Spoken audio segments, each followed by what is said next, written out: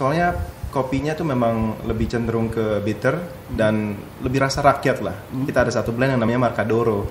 Saya sempat, ya kalau misalkan mau ngomong sempat bangkrut kali ya. Jadi mulai dari nol lagi.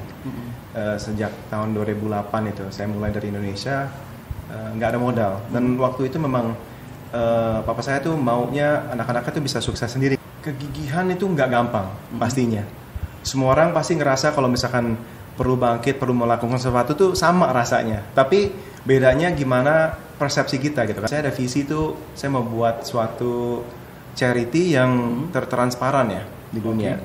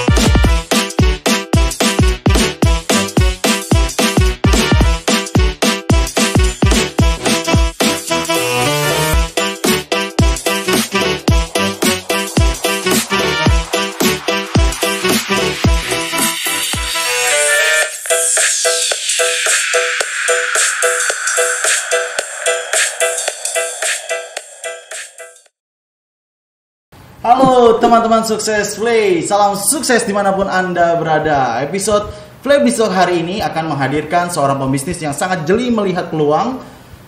Jika dilihat dari portfolio yang dimilikinya, bisa dikatakan orang ini sangat handal dalam membidik peluang dan dapat dikatakan core bisnisnya sudah mengcover dari A to Z untuk bisnis kedai kopi ataupun coffee shop. Dan dialah owner dari Iconic Coffee. Selamat siang Bapak Nicholas. Selamat siang. Apa kabar Pak? Baik, baik. Baiklah, Bapak Niko, sebelumnya kita tadi sudah mengikuti protokol kesehatan dan mohon izin untuk kita bersama biar lebih nyaman untuk membuka masker. Dipersilakan. Karena kedengeran saya pakai ini ya. Baik, wah tampannya makin terlihat Pak Niko. Gitu ya. Mantap.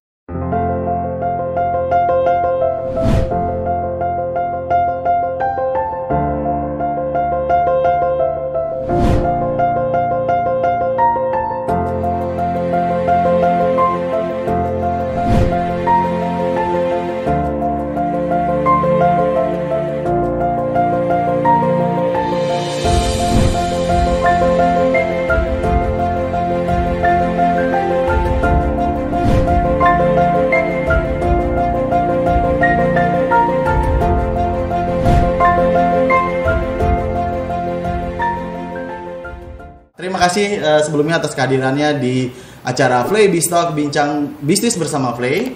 Nah, kalau boleh tahu nih Pak Niko, bicara tentang bisnis ya, boleh ceritakan awal berdirinya dari Iconic Coffee bagaimana? Oke, sebenarnya sih Iconic udah lama, udah sejak 1943. Wow. Itu udah dari kakek saya waktu itu. Kalau 1943 itu udah masa seperti kayak kolonial ya? Waktu itu ya, masih perang kan waktu itu ya? Oh masih perang ya? Kalau nggak salah, sebelum merdeka. Oke. Ya, kakek saya mulai dengan supply biji kopi dari petani gitu ke kali roaster kali ya waktu saat itu. Yap. Ya, ya. Terus habis itu dia mulai perhatiin kalau misalkan di roasting tuh kopinya ada value added ya. Jadi harganya lebih bagus untuk jualnya nama. Dia mulai nge-roasting. Pas saat itu mulailah jadi roaster sekitar 1947 kalau nggak salah. 1947 sudah menjadi roaster.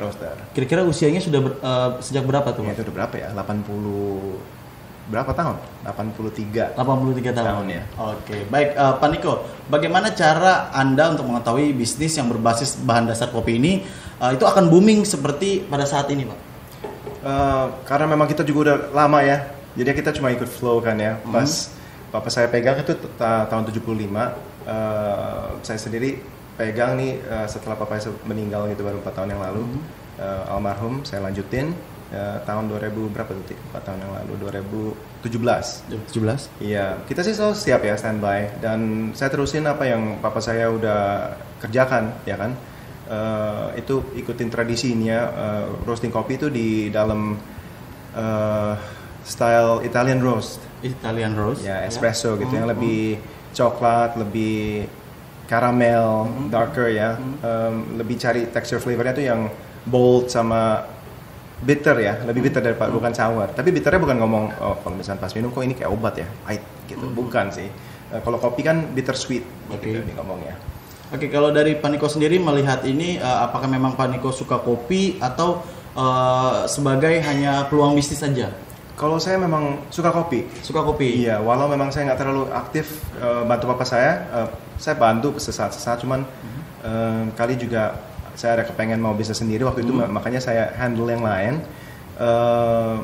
Tapi satu saat karena memang papa saya juga perginya terlalu cepat ya, jadinya saya mau nggak mau lanjut di kopinya. Tapi memang dari kecil emang udah kenal kopi ya, udah tahu kopi, dan walaupun nggak involve gitu di perusahaan papa saya udah kalau misalnya kemana-mana tuh selalu cari kedai kopi, dicoba gitu kan, kopi mana sih yang paling enak gitu kan. Kalau ke negara apapun nggak cari sorry ya, ngomong.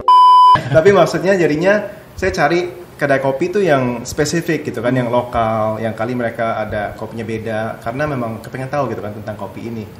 Secara nggak langsung walau nggak aktif, tapi memang udah meneliti ya. Ya, meneliti tentang produknya. Baik, kalau bicara dengan bisnisnya ini kan dari papa ya sebelumnya. Apakah cuma hanya memang Pak Niko aja yang diberikan kesempatan untuk di bisnis kopi, atau ada pihak kakak ataupun adik? Saya sih ada adik. Saya dari 3 bersaudara, saya sendiri yang paling tua. Jadi memang kenapa saya yang lanjutin ya bisnisnya. Oke, kalau ini kan bisnis sebelumnya dari papa nih. Nah, kalau untuk ibu suka kopi juga atau bagaimana sebelumnya? Ibu juga suka kopi. Iya. Jadi kalau pas lagi di rumah saya nyalain mesin, dia langsung keluar dari kamarnya. Wow. Udah bersiap-siap untuk ingin ngopi bareng ya? Iya, dia bilang, ya Nick, saya juga mau gitu ya. Udah, saya sekalian bikinin juga gitu. Oke, apa yang mendorong untuk Pak Niko, terutama dari faktor keluarga, terutama papa ataupun ayah, untuk sampai saat ini? Iya, kebetulan pas papa saya meninggal juga saya putuskan untuk melanjut ya bisnisnya. Karena memang juga ngerasa kopi papa saya itu salah satu yang saya lebih prefer lah. Kopi memang subjektifnya, maksudnya banyak yang suka banyak variasi yang lain juga gitu ya. Tapi saya rasa tuh sayang, soalnya kopinya tuh memang lebih cenderung ke bitter dan lebih rasa rakyat lah. Kita ada satu blend yang namanya Marcadoro, yang emang udah paling blend. Ya, yang udah paling merakyat sih, orang tahu gitu rasanya.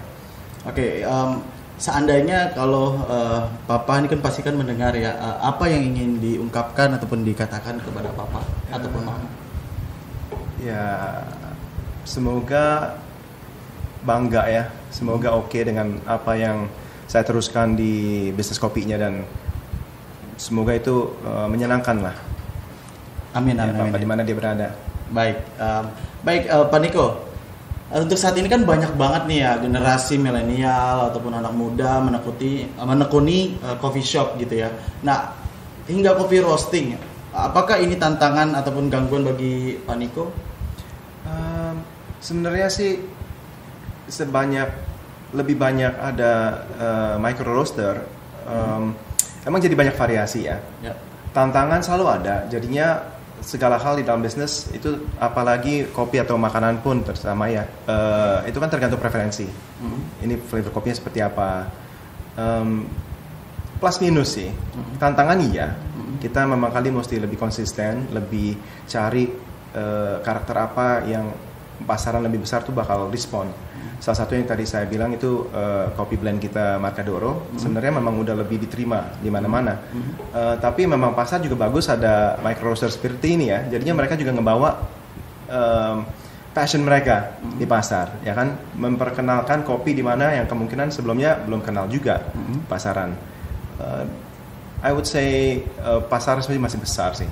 sangat besar. Mulut di Indonesia ada berapa, 280 juta, itu lumayan dahsyat gitu kan. Wah. Jadi masih banyak sih pasaran. Jadi tidak ada rasa khawatir gitu ya Pak ya dengan adanya generasi milenial untuk menekunin kopi. Jadi malah lebih baik gitu ya. Jadi untuk kopi bisa diterima dari semua segmen gitu ya Pak.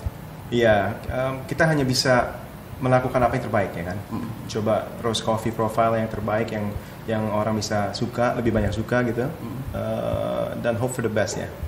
Baik, untuk Pak Niko sendiri pernah nggak sih ngalamin masa tersulit dalam hidup Anda, khususnya saat merintis ataupun menjalankan bisnis ini?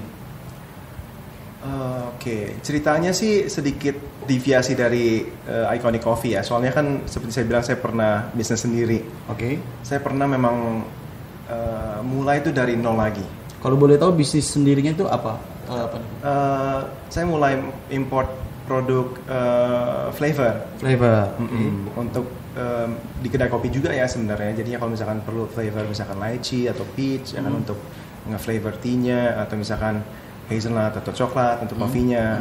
Iya, saya import produk bermerek dari Spanyol. Namanya. Nah, kalau untuk masa tersulitnya nih di dalam perkopian, dalam perkopian sih enggak sebenarnya. Cuman hanya merintis hidup saya aja. Pas satu-satu saya sempat, ya kalau misalkan mau ngomong, sempat bangkrut kali ya. Jadi mulai dari nol lagi. Sejak tahun 2008 itu saya mulai dari Indonesia, nggak ada modal. Dan waktu itu memang papa saya tuh maunya anak-anaknya tuh bisa sukses sendiri kan, dan jadinya saya nggak langsung lari juga ke papa saya untuk cari bantuan gitu. Saya mulai lagi dari nol. Di mana ada kemauan pasti bisa sukses sih. Kegigihan. Waktu itu saya cuma, saya boleh ngomong modalnya ya? Boleh. Ya, paling modalnya cuma 50 juta ya. 50 juta untuk? Itu aja waktu itu pinjam uang untuk mulai bisnis saya. Oke. Ya. Kalau waktu sebelumnya pada saat bangkrut itu kira-kira bangkrutnya berapa tuh nominalnya, Pak? Itu memalukan gitu kan, di bank kali kadang-kadang uang aja nggak ada gitu. Iya, pas saat waktu itu sempat sih emang saya bekerja sama papa saya waktu itu. Digaji normal. Saya sebenarnya seperti anak juga bisa ya minta apa yang sebagai anak bisa minta, tapi waktu itu saya tantang diri saya sendiri sih. Saya ambilnya jauh lebih rendah dari yang lain. Kalau misalkan ngomong jujur kali cuma ambil 5 ya. Jadi saya nggak mau dianggap spesial gitu kan, minta 100 misalkan gitu kan. Seperti anak bisa minta ya. Tapi waktu itu saya tantang diri saya sendiri sih, dan satu saat saya lihat kesempatan untuk masuk produk lain, ya kan, saya coba. Baik, kalau tadi sebelumnya udah ada bisnis tapi bukan kopi gitu ya. Nah, ini pernah ngalamin juga bangkrut. Nah, di mana Anda belajar untuk seperti saat ini, seperti begitu gigih gitu, gimana Pak? Kegigihan itu nggak gampang pastinya. Semua orang pasti ngerasa kalau misalkan perlu bangkit, perlu melakukan sesuatu tuh sama rasanya. Tapi bedanya gimana persepsi kita gitu kan untuk melakukan penempuhan tersebut gitu kan. Apa you mau bangun setiap pagi gitu jam 6 atau jam 5 kapan gitu ya, lebih pagi lebih bagus untuk mencari untuk menempuh lah target dan goal yang mau ditempuh gitu. Sebenarnya semua orang bisa sih, saya rasa semua orang bisa. Jadi semua orang bisa dimanapun berada, kegigihan itu tergantung kemauan begitu. Tergantung kemauan ya. Baik. Pak Riko, ada nggak sih tokoh yang menjadi inspirasi ataupun sosok yang menurut Anda memberikan peran besar dalam hidup dan karir Pak Niko? Kalau saya boleh bilang kali emang bisa disebut papa saya juga kasih saya inspirasi ya. Oh baik, jadi karena papa gitu ya? Papa saya. Saya itu selalu lihat dia melakukan semuanya kan. Dari lihat sortir biji kopinya, menggorengnya, dia sendiri juga yang tahu, dia yang turun tangan. Dan dia sendiri juga nggak kurang pun untuk langsung ketemu sama customernya. Itu justru yang saya kurang sekarang sebenarnya. Dia tuh lebih Superman dari saya. Dia kerjain semuanya di dalam perusahaan gitu kan. Dimana kadang-kadang saya kali teralih dan membagi tugas malahan sama kali tim ya sekarang ya. Dia tuh kasih saya contoh gitu, menjadi orang itu gigih dan kerja keras itu seperti apa. Ya, ada hal yang mungkin ingin disampaikan kepada beliau, setidaknya beliau mendengar di sana. Ya, seandainya bisa minum kopi dan ngecerutu dia di sana ya. Iya, kita satu hari nanti. Suatu saat. Ya, satu saat. Baik. Pak Niko, apa yang membuat Anda terus bertahan dan percaya diri di industri ini, dan mungkin ada kiatnya, tips bisa berbagi kepada yang lain? Kepercayaan diri bisa datang dari dua hal kan. Antara ada kepercayaan diri sendiri atau ada satu yang dipercaya yang bisa membantu diri sendiri ya kan untuk mempercayai diri. Saya rasa Tuhan itu penting ya untuk biar kita tuh ada confidence di mana tuh bisa membawa kita maju. Kedua of course dari produknya. Saya rasa saya lumayan confident dengan produk yang kita ada, dengan kita punya style roasting, dan banyak orang tuh yang setuju gitu dengan flavornya ya kan, yang blend Marcadoro. Itu pun juga sebenarnya diturunkan dari papa saya kan. Itu bukan saya yang buat itu. Oh bukan. Bukan. Jadi resepnya semua dari papa. Resep yang itu dari papa saya. Oh, yang oke. gitu. Wow. Jadi papa memang selain Superman luar biasa sekali ya. Luar biasa emang ya. Kalau misalkan papa saya itu terkenal di bidang hotel. Dulu, di bidang hotel. Ya, dulu kita supply hampir ke semuanya ya, ke Starwood Group, Sheraton, St. Regis di Bali gitu kan, Grand Hyatt, Hyatt pun waktu ada, sekarang udah nggak ada Hyatt ya. Mana ya lagi ya? Doubletree, Hilton, semuanya. Waktu itu satu bundaran HI itu disupply sama papa saya. Mandarin, Hotel Indonesia, sama Niko waktu itu kan. Oke. Iya, sekarang udah berubah ya, udah ganti nama dan segalanya. Baik, jadi cukup lumayan banyak juga ya Pak Niko ya. Nah, sekarang kan sudah menjalankan bisnis Iconic Coffee nih Pak. Jika boleh tahu, apa sebenarnya yang Anda cita-citakan? Saya cita-citakan sebisa pembisnis cita-cita ya.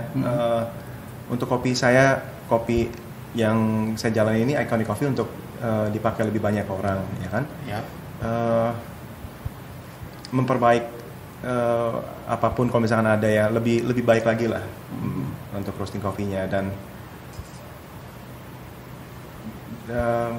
jadi sukses ya di bidang kopinya. Oke, mungkin bisa jadi nomor 1 di Asia Tenggara ya. Asia Tenggara. Amin. Itu Amin. bisa. Baik Pak Niko, untuk saat ini kan Anda sudah mencapai di titik yang sangat luar biasa ini ya. Apakah ada hal-hal yang ingin Anda lakukan lagi untuk angka ke depannya? Iya, sebenarnya sih saya ada juga cenderung rasa mau membantu ya. Ya, seperti filantropi lah gitu. Saya rasa kalau misalkan satu saat uang tuh udah nggak penting ya. Mak saya nggak ngomong uang penting sebagai kayak saya ada 10 Ferrari gitu kan di gudang atau enggak. Sebenarnya mobil normal aja, keperluan itu udah cukupi, dan jalan anak-anak gitu kan, sekolah juga mahal ya sekarang ya. Betul. Sangat dahsyat itu.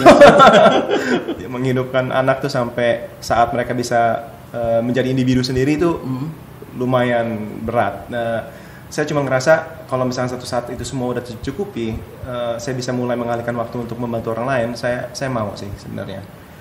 Saya ada visi itu, saya mau buat suatu charity yang tertransparan ya di dunia. Saya rasa kan charity banyak ya, tapi yang namanya transparan atau pemakaian uang dana gimana ya, saya nggak bisa ngomong lanjut ya. Nggak mau maksudnya membicara tentang hal yang terlalu negatif, tapi nggak ada yang benar-benar transparan. Nggak ada yang bilang, oke, misalkan saya kasih uang nih, oke nih 1 juta ya untuk bantu. Apa yang dipakai benar 1 juta itu untuk membantu atau ada expense yang lain gitu. Saya mau itu lebih transparan. Yang seperti saya kasih gambaran, saya kasih cerita ini.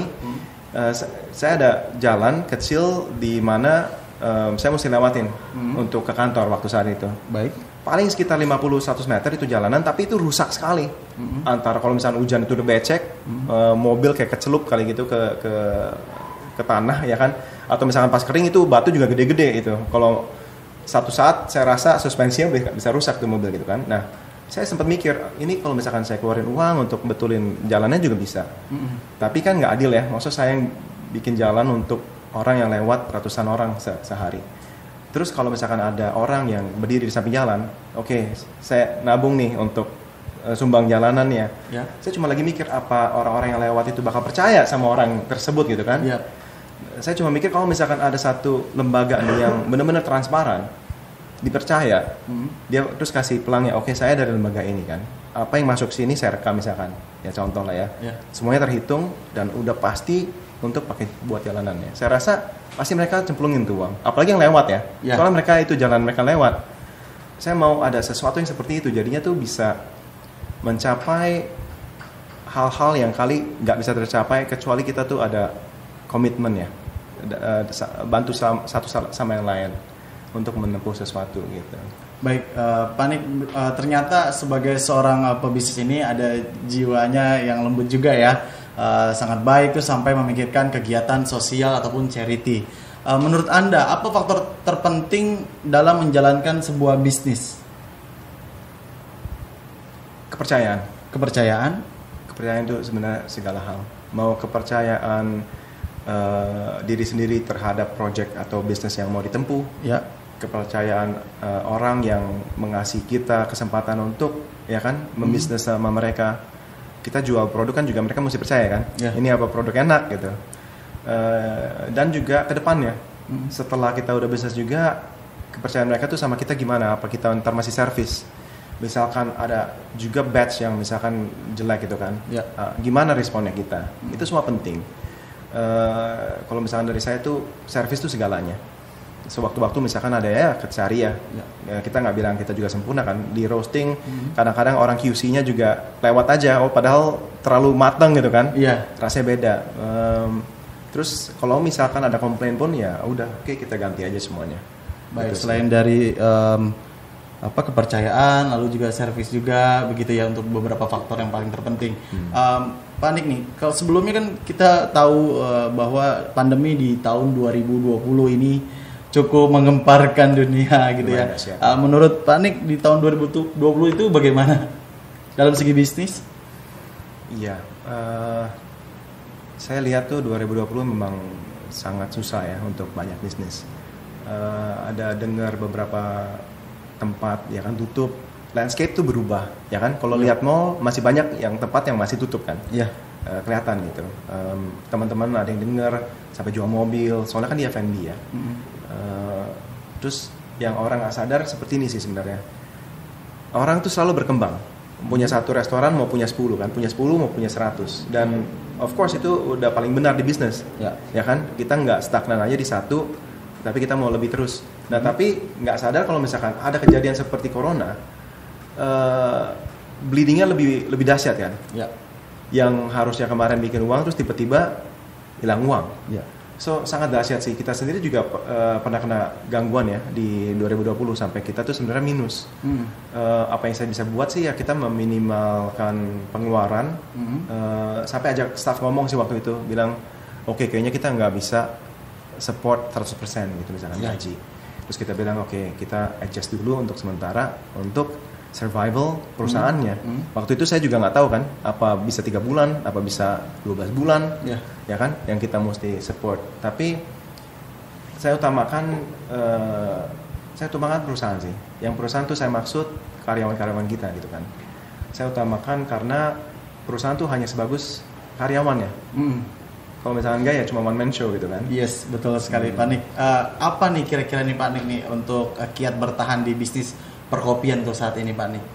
Pasarnya sangat besar. Dan emang kalau misalkan pagi-pagi giling kopi gitu kan, cium baunya dan dibuat kopi dan minum, itu tahu kan, maksudnya ada cinta spesial ya untuk produknya, satu passion ya. Ya, dan kita tahu gitu kan, itu it smells good kan, yang mau minum. So itu sih yang saya rasa yang kenapa saya masih mau menjalankan bisnis kopinya. Jadi memang harus mencintai produk terlebih dahulu, terus juga harus ada kepercayaan, lalu juga ada servisnya begitu Pak Nick ya. Baik, terima kasih Pak Nick. Scan barcode ini jika ingin tahu lebih lanjut mengenai bisnis ini. Kami akan menghubungi Anda dengan brand owners.